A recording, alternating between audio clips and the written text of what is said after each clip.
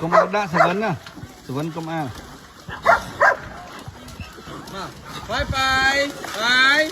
Phai bên này. Phai mà.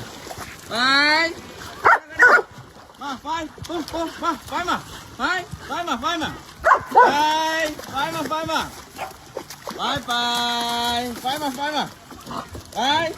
Chứ mà, phai mà. Này. Phai mà. Ê. Phai. Mình không biết tôi chừng kia. Rồi mình thấy nè. Po. Ôi, cái đôi mà là đó.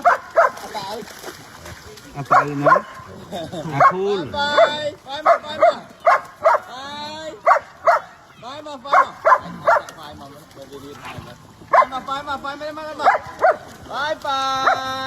mà. Phai mà. John Hiền, John đã chết. Mama, phơ này. Anh thì vẫn là chọn nó là vinh John chết.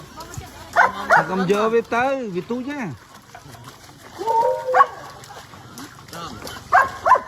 Sao chuột tức. Phai mà này. Vì trong này. Ê, ôi chấm ấy cha. Ô.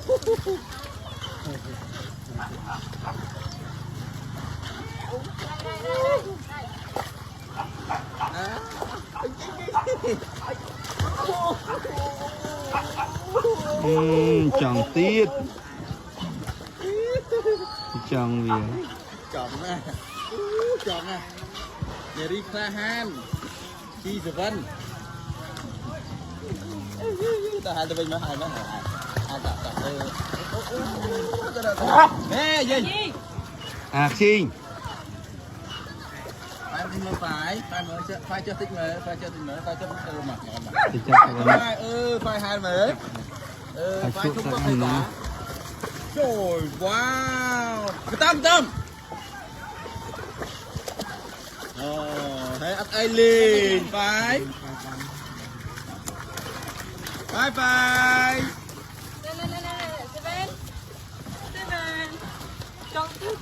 Không cả hát tức nữa. Bò chơi môn kế bò. Nhà Sở Vân nào mà đôi chỗ. Chọc kia rồi thì trống. Ai vô miền vô cái sai như ai mau từ kia.